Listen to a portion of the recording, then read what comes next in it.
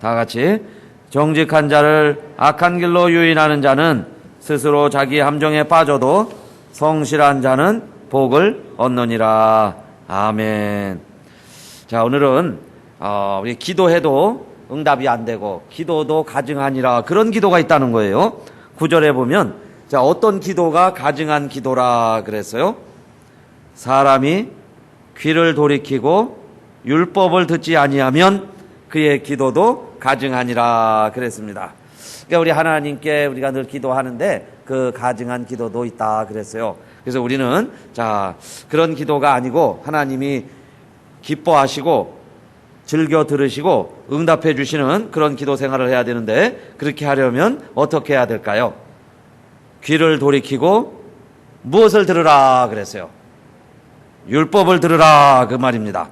율법을 듣지 않고 아무리 밤새워 기도하고 뭐 금식을 하고 철야를 한다 할지라도 오늘 이 잠언 28장 9절에 보면 그의 기도도 가증하니라 그랬어요.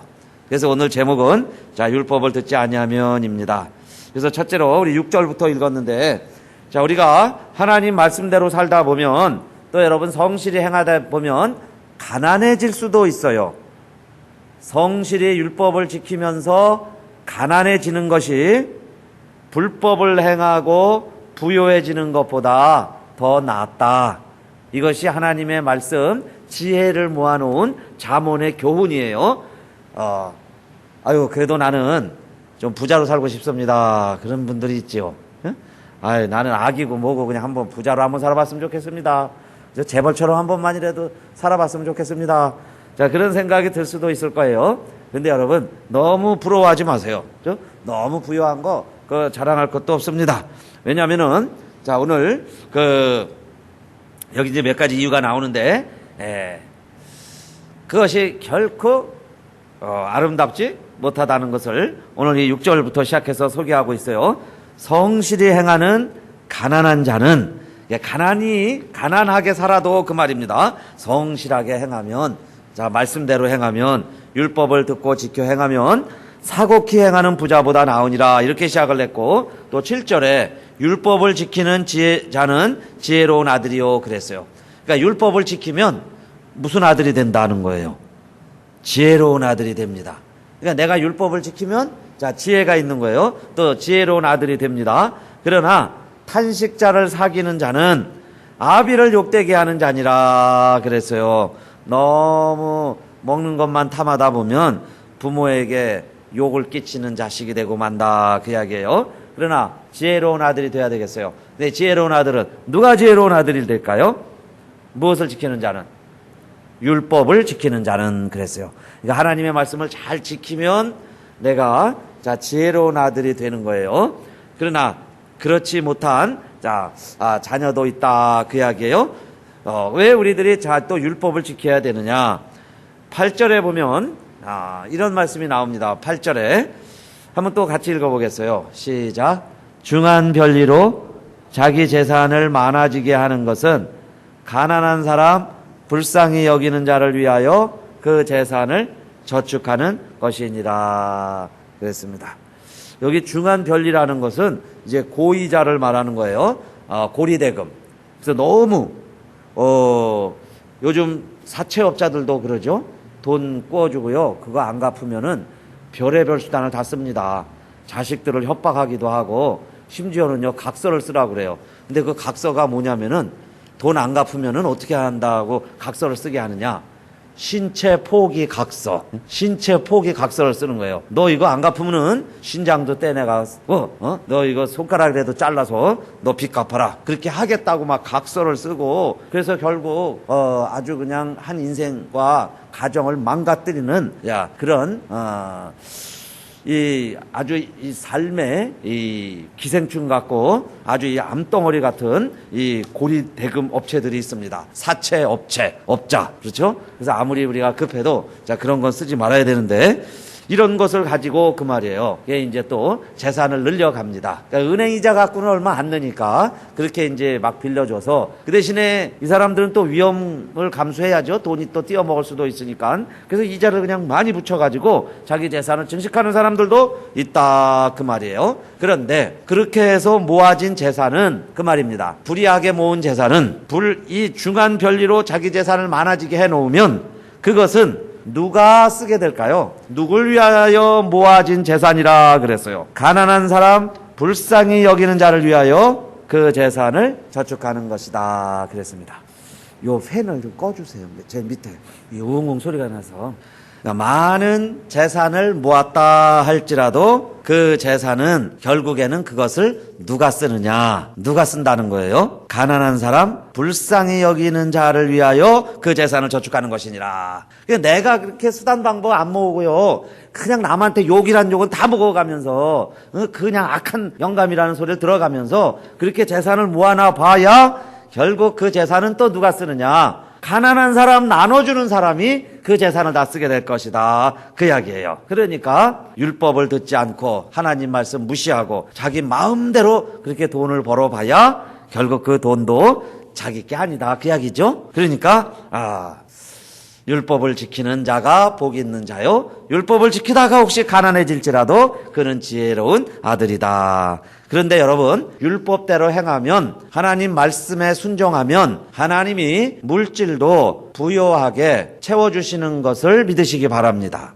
청빈 또 성빈 평생을 수도하는 마음으로 가난 이렇게 살아가는 사명이 있는 사람도 있어요. 정말 그렇게 청빈하게 살아야 될 사람도 있습니다. 그러나 하나님의 말씀을 보면 자식이 있고 가정이 있고 생활을 영위해 가야 하는 하나님의 자녀들이 말씀에 순종을 하면 무엇에 심기운 나무 같다 그랬어요. 주야로 하나님 말씀을 잘 지켜 행하면 어디에 심겨진 나무 같다 그랬습니까? 물가에 심기운 나무 같다 그랬어요. 그러면 우리가 물가에 심기운 나무라면 열매도 맺고 잎사귀도 많아져야지. 여러분, 모든 게 안 되는 게 뭐가 그렇게 하나님의 영광이냐 그 말씀이에요. 그래서 말씀대로 살면 하나님이 우리에게 모든 것도 더해 주시는데, 하나님의 말씀대로 얻는 부귀 영화는 근심을 겸하여 주시지를 않으세요. 그러나 자기 수단과 방법을 안 가리고 정말 고리대금하는 사람들처럼 그냥 억척같이 구두쇠 영감처럼 너무 그렇게 이웃도 돌아보지 않고 돈을 모으면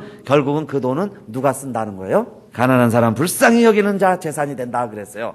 다 다른 사람 것이 된다 그랬으니까 여러분, 말씀에 청종하셔서 말씀의 귀를 기울이셔서 하나님이 우리에게 이 세상에 필요한 물질도 하나님이 풍성하게 주시기를 주님의 이름으로 축원합니다.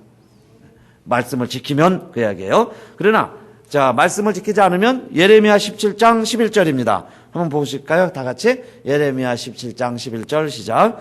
불의로 치부하는 자는 자고새가 낳지 아니한 알을 품음 같아서 그 중년에 그것이 떠나겠고 필경은 어리석은 자가 되리라 그랬어요. 여러분, 새가 알을 품었는데 자기가 낳은 알이 아니에요. 그러나 이제 열심히 품습니다. 10일, 20일 이렇게 품고 있으면 부화가 돼서 나오는데 자기가 낳은 알은 자기 새끼예요. 생긴 게 똑같아요. 그죠? 부리도 똑같고 발가락도 똑같고 그래갖고는 삐약삐약거리든지 짹짹거리든지 그 새끼들이 그 울타리 안에 보금자리 안에 같이 머물러 있습니다. 그런데 이 어미 닭에다가 독수리 알을 넣었다고 합시다. 그러면요, 자기 새 알이 아니에요. 근데 이 독수리가 깨고 나면 처음엔 자기도 병아리인 줄 알았는데 이 날개가 커지고 힘이 생기다 보면 어느 날 독수리는 날아가 버리죠. 이와 똑같이 불의로 재산을 모으면 자기가 낳지 아니한 알을 품은 같아서 그것이 날아가는데 언제 날아간다는 거예요? 그 중년에 그랬어요. 그것이 떠나겠고. 오히려 여러분, 우리가 젊을 때 초년에 좀 어려우면 열심히 노력해서 중년, 노년에 나아지면 됩니다. 그런데 초년에 좀 잘 되는 것 같다가 중년에 한번 쓰러지면 그 회복하기가 참 어렵죠. 중년에 뭘 다시 시작한다는 건 참 힘든 거예요. 젊었을 때는 고생도 사서 한다고 그러죠. 그러니까 괜찮아요. 그런데 이제 중년 이후가 되면 그래서 사업도 그렇게 무리하게 하지 않으시잖아요. 어느 정도 이제 안전하게 또 이제 은퇴를 앞두고 이렇게 수동적으로 너무 공격적으로 사업하시지 않고 이렇게 점차 하는 이유가 중년에 한번 쓰러지면 회복하기가 어렵기 때문에 그러는데 불의로 모은 재물은 중년에다 날아가 버린다는 겁니다. 그러니 이거 다시 시작할 수도 없고 그렇죠? 얼마나 낭패가 되겠어요. 그래서 필경은 어리석은 자가 되리라 그랬습니다. 그러니까 여러분 우리는 하나님의 말씀대로 사시기를 바라겠습니다. 말씀대로 살다 보면 좀 남보다 더딜 수도 있고 좀 느릴 수도 있고 좀 이렇게 발전이 진보가 빨리빨리 우리 눈앞에 가시적으로 안 나타날 수도 있어요. 그러나 여러분 믿으시기 바랍니다. 중년 이후에 든든해지고 필경은 지혜로운 자가 되리라. 할렐루야. 필경은 지혜로운 자가 되리라. 그죠 여러분? 그게 더 좋은 말씀 아니겠어요? 노년에 반짝거리고 어떻게 남들의 시선을 끌고 잘하는 것 같지만 중년부터 기울기 시작하면 안 되겠다. 그 말씀이에요. 그래서 말씀을 들어야 되는데 그것은 재산도 하나님이 우리에게 주시니까 물질 얻음론도 말씀에 있으니까 오늘도 여러분 말씀도 열심히 지켜 행하시면서 하나님의 백성으로 살아가게 되시기를 주님의 이름으로 축원합니다. 그 다음에 9절 우리가 이제 읽은 제목이 나온 말씀인데 기도를 아무리 많이 할지라도 어떻게 안 하고 하면은 가증하니라. 참 야속한 말씀이에요. 또 무서운 말씀이기도 하죠. 우리가 기도 억지로라도 해야 되겠는데 아니 기도가 가증하다니 이게 무슨 말씀이에요? 성경에 말하기를 기도가 가증하다는 거예요. 여러분 그런 기도하면 얼마나 억울해요. 그런데 어떻게 하면 그런 기도가 가증한 기도가 되느냐? 사람이 귀를 돌이키고 율법을 듣지 아니하면 그랬어요. 지금부터라도 우리가 귀를 돌이키고 율법을 들으라는 거예요. 율법을 듣는데 어떻게 들으라? 귀를 돌이키고 율법을 들으라는 거예요. 그러니까 왜 우리가 귀를 돌이켜야 되느냐? 그 전까지는 어떤 귀였길래 귀를 돌이키고 율법을 들으라는 걸까요? 그 귀라는 것은 가려운 귀입니다. 가려운 귀. 또 하나님 말씀을 듣기는 듣는데 자기가 듣고 싶은 말씀만 듣는 거예요. 내가 원하는 말씀만 아멘. 내가 싫은 말씀 나오면 노멘. 아니요. 이러면서 그냥 무시. 잠깐 눈 감아요. 그냥 넘어가 주세요. 그리고 내가 좋아하는 말씀만 아멘. 이러는 게 뭐냐면은 귀가 가려워가지고 듣기 원하는 말씀만 듣는다 그 이야기예요. 그러면 여러분 우리가 기도를 많이 해도 결국에는 무슨 기도만 하고 있을까요? 내 원하는 것만. 그렇죠? 하나님이 원하는 것은 아무 상관이 없고 자 하나님의 말씀을 안 들으니까 내 귀에 듣고자 하는 이야기만 자꾸 들으니까 그런데 기도는 엄청 많이 하는 거예요. 기도는 많이 하는데 말씀하고는 아무 상관이 없다면은 자 무슨 기도만 하겠어요? 하나부터 10까지 온통 나만을 위해서 나 잘 되게 해주세요. 우리 잘 먹고 잘 살게 해주세요. 건강하게 해주세요. 그저 나만 생각을 했지 이 하나님의 뜻 하나님 말씀하고는 아무 상관이 없어요. 그러면요 심하게 말하면 그냥 점쟁이에 가서 빌던지 돌 앞에 가서 비는 거 더 정성껏 그 앞에 가서 비는 것이나 아무 상관이 없다 그 이야기예요. 하나님 말씀 없이 기도하면 아무 상관 없다 그 이야기입니다. 그러니까 하나님이 볼 때는 오히려 가증하니라 라고까지 하는 거예요. 가증하니라. 어떻게 너는 너 생각만 하냐 이 말이에요. 내가 너 시종이냐 너 종이냐 내가 내 마음대로 꼭 들어줘야 되느냐 하나님이 이렇게 생각하시는 것 같아요. 그러니 그 기도도 부담된다. 그죠? 가정스럽다. 그 이야기 아니겠습니까? 그래서 하나님은 기도하기 전에도 기도할 때에도 항상 어떻게 하라 그랬어요? 귀를 돌이키고. 그래서 성도님들 정말 하나님의 말씀에는 내 귀 가려운 걸 그냥 뻥 뚫어버리시고 하나님의 말씀에 우리가 100% 순종이 되시기를 바라겠습니다. 그런 사람의 기도는 미사여구 화려하게 남들을 감동시키는 그런 기도는 아닐지라도 그냥 신음하듯이 하나님 앞에 드리는 기도일지라도 하나님이 더 기뻐하신다 그 말씀입니다. 그래서 우리가 귀를 돌이켜야 돼요. 가려운 귀. 또 어떤 귀냐. 우리 예레미야는 너희는 이 마음과 귀에 할례를 행하라 그랬어요. 또 마음과 귀에 할례를 행하라. 우리의 마음이 돌같이 됐습니다. 그래서 이렇게 좀 저희도 집에 뒤에 이렇게 텃밭을 좀 만들어 보려고 이게 땅을 파보니까 그냥 길처럼 된 데는요 정말 이게 바위 같아요. 그냥 딱딱해요. 그러니까 거기에 그냥 씨 뿌려봐야 안 날 것 같아요. 그러니까 삽질을 하고 호미질을 하고 그래서 이렇게 부드럽게 만들고 또 물을 주고 그러니까 좀 흙이 이렇게 부드러워졌습니다. 그러니까 맨 다녀서 사람이 다니기만 해가지고 그게 그냥 흙은 흙이지만은 그냥 탁탁하게 굳었어요. 이것처럼 우리의 마음이 너무 완고해지는 거예요. 탁 굳어졌어요. 그냥 익숙해졌어요. 이것이 그러니까 생명 있는 하나님 말씀이 떨어져도 이게 싹이 안 납니다. 그런 마음의 상태이기 때문에 우리가 기도할 때에도 그런 마음에서 기도하면 그냥 내 한풀이 내 소원만 이야기하고 끝나버리잖아요. 그래서 귀와 마음에 할례를 행하라.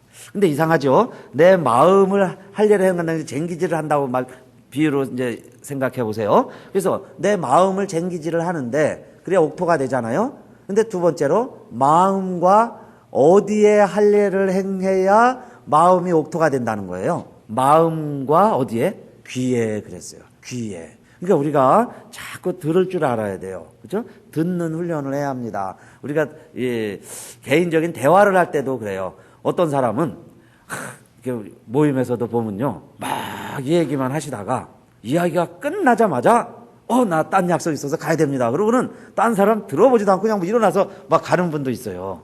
그러니까 전혀 남의 얘기 듣는 것은 상관도 없어요. 그냥 들을 생각도 안 하고. 근데 얘기를 막 10분, 20분 하시고는 내가 약속 있어서 가야 됩니다. 벌떡 일어나서 가신다 그 말이에요. 우리들이 잘못하면은 여러분 내가 말하는 데만 익숙해져 있고 이렇게 듣는데 참 어려워요. 듣는 걸 잘 못해요. 그래서 귀에 할례를 행하라 하는 이야기는 이제 듣는 거예요. 듣고 쟁기질을 하고 때로는 안 되면요 막 드릴 같은 걸로 막 뚫어야 될 때도 있을지 모르겠어요. 너무 돌같이 굳으면 그냥 막 드릴로 뚫어야 되지 않겠어요? 그렇게 해갖고 가루를 만들고 좀 이렇게 부셔놔야 그다음에 비가 내리면 물이 있으면 좀 옥토가 되는 것처럼 하나님 내 마음과 내 귀에 아직 정말 말씀이 자꾸 튕겨져 나가고 그 말씀이 발화가 안 되고 이게 뿌리가 못 내리게 되는 내 마음과 귀라면은 하나님 할례도 행해 주시고 이 내 마음을 정말 쟁기질을 해 주셔서 말씀을 듣게 해 주세요. 그렇게 먼저 하나님께 기도하시고 또 우리의 소원도 아뢰시기를 바라겠습니다. 그러면 하나님이 다 들으시는 거 아니겠어요? 그게 옥토 같아요. 막 비가 내리고 씨가 뿌려지면 막 싹이 나지 않겠습니까? 그래서 그 응답이 되는 거예요. 그러니까 그 기도도 다 응답이 된다 그 말입니다. 그러니까 세 번째 구절에서는 우리가 기도하기 전에도 나를 돌이켜보고 하나님 앞에 늘 자신을 점검해 보는 겁니다.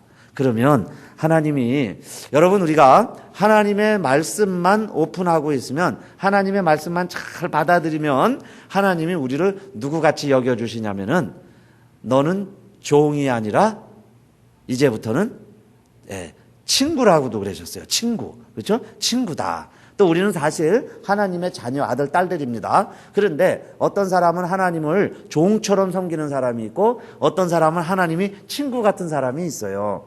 이게 친구가 되려면 어떻게 해야 되겠어요? 다윗을 향해서 하나님이 말씀하신 것처럼 내 마음에 합한 자다 그랬습니다. 마음에 합한 자다. 그러니까 하나님의 뜻을 알아야 되는 거예요. 종은 모르고 일하는 사람이고 친구는 알고 일하는 관계가 친구입니다.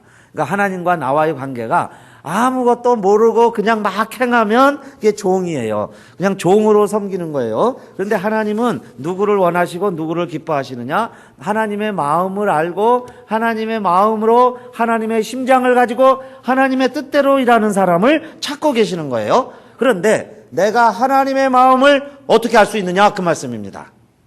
어떻게 하면 하나님 말씀을 알 수 있겠어요? 어디 가면 찾을 수 있을까요? 하나님 말씀을. 하나님의 말씀은, 하나님의 마음은 말씀에 다 있어요. 그렇죠? 하나님의 마음은 말씀에 있다. 그러니까, 자, 그 말씀을 우리들이 주야로 묵상도 하시고, 암송도 하시고, 정독도 하시고 통독도 하시고 그래서 말씀을 늘 사랑하면서 가까이 하시기를 바라겠습니다. 그럴 때에 우리의 기도도 아름다운 기도가 된다. 그 말씀입니다. 자, 잠언 우리 1장 읽을 때에 이런 말씀이 있었어요. 28절로 30절까지 또 한번 읽어볼까요? 28절부터 시작. 그때에 너희가 나를 부르리라. 그래도 내가 대답지 아니하겠고 부지런히 나를 찾으리라. 그래도 나를 만나지 못하리니. 29절. 대저 너희가 지식을 미워하며 여호와 경외하기를 즐거워하지 아니하며 30절. 나의 교훈을 받지 아니하고 나의 모든 책망을 업신여겼습니다. 하나님의 교훈, 하나님의 말씀, 하나님 경외하는 것, 이런 것 즐거워하지 아니하고 이렇게 하지 아니하면 하나님도 뭐라고 그랬어요? 너희가 나를 불러도 내가 대답지 아니하리라. 불러도 대답지 아니한다는 게 뭐예요? 기도해도 아무 소용이 없다. 부지런히 나를 찾으리라. 그래도 내가 너희를 만나지 아니하리라. 내가 아무리 하나님 도와주세요. 그래도 하나님이 나와 상관이 없다. 그렇게 된다는 거예요. 그러니까 그게 어디에 있어요?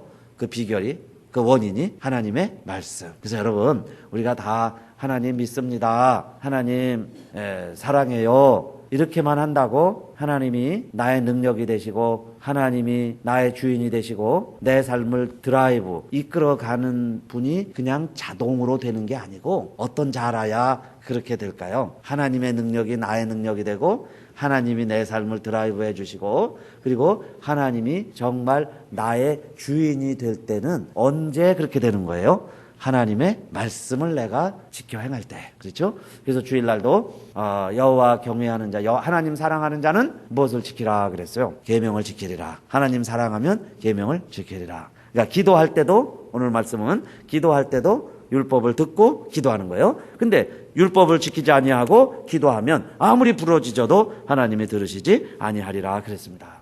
왜 우리가 이렇게 하나님의 말씀을 읽고 듣고 자꾸 말씀 가운데 거해야 될까요? 그것은 여러분, 우리의 삶이, 내가 사는 것이, 아까 물질도 그랬어요. 하나님이 우리에게 물질을 주시고 내가 물질을 필요로 하는 것도 결국은 누구를 위해서 사용하라고 나에게 주신 건가요? 여러분, 우리에게 생명을 하나님이 지금 이렇게 연장시켜 주시고 저도 살아있어요. 여러분도 살아있는 이유는 왜 나에게 생명을 주셨다고 여러분 생각하세요? 네, 하나님을 위하여, 하나님의 영광을 위하여, 하나님 때문에 살라고 그러는 거예요. 그렇죠? 하나님의 영광을 위해서, 하나님 위하여 살라고 저를 살려주신 거예요. 그러니까 내가 24시간 다 하나님을 위해서 드리진 못해도 최소한 살아있다면 내가 1시간이라도 1분이라도 하루라도 하나님을 위해서 살아봐야 된다. 그 말씀입니다. 그러려니까, 그렇죠? 물질도, 자식도, 건강도, 여러분 다 마찬가지예요. 그래서 우리가 하나님을 위해서 사는데 그 하나님을 위한다는 게 뭐냐 이 말이에요. 하나님의 뜻을 알아야 되잖아요. 하나님이 뭘 지금 나에게 원하시는가. 그런데 그 하나님의 뜻, 하나님의 소원, 하나님의 원하시는 것들이 다 어디에 담겨 있어요? 하나님의 말씀에 있으니까. 그래서 우리들이 하나님의 말씀을 듣는 거예요. 하나님의 말씀을 읽는 겁니다.